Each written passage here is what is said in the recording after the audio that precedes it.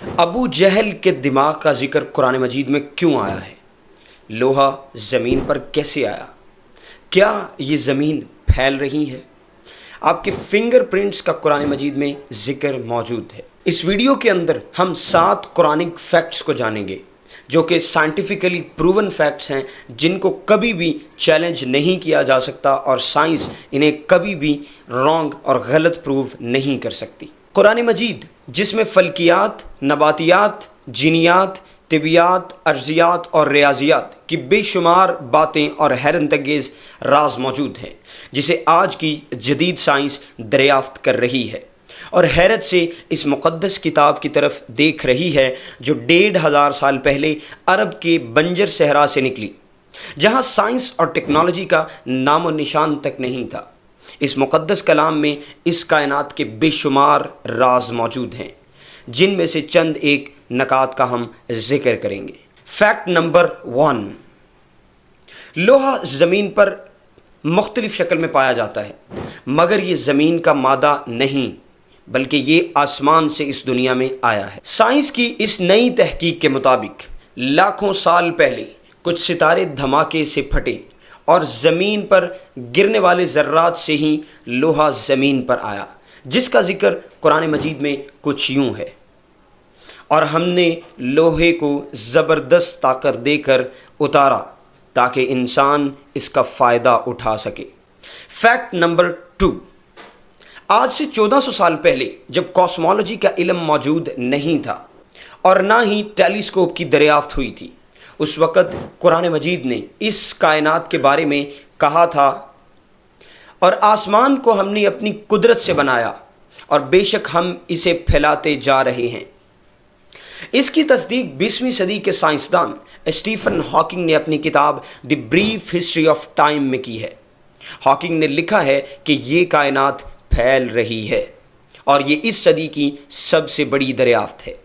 Fact number 3، نبی صلی اللہ علیہ وسلم پر ابو جہل کے متعلق ایک آیت نازل ہوئی: یقیناً اگر یہ باز نہ رہا تو ہم اس کی پیشانی کے بال پکڑ کر گھسیٹیں گے، ایسی پیشانی جو جھوٹی اور خطا کار ہے۔ یہ آیت اس لیے نازل ہوئی تھی کیونکہ ابو جہل بہت جھوٹ بولا کرتا تھا۔ اس آیت میں دماغ کے سامنے والے حصوں کو جھوٹا کہا گیا ہے۔ آج کی جدید سائنس ہمیں بتاتی ہے کہ دماغ کا پری فرنٹل ایریا یعنی سامنے والا حصہ ہی سچ اور جھوٹ بولنے کا ذمہ دار ہوتا ہے۔ فیکٹ نمبر 4، سورہ قیامہ میں اللہ کا ارشاد ہے: ہاں ضرور کریں گے، ہم تو قادر ہیں کہ اس کی پور پور تک درست کر دیں۔ دراصل آدم علیہ السلام سے لے کر قیامت تک آنے والے ہر شخص کا الگ الگ فنگر پرنٹ ہوتا ہے، یہاں تک کہ جڑواں بچوں تک کے فنگر پرنٹ مختلف ہوتے ہیں، آپس میں میچ نہیں کرتے۔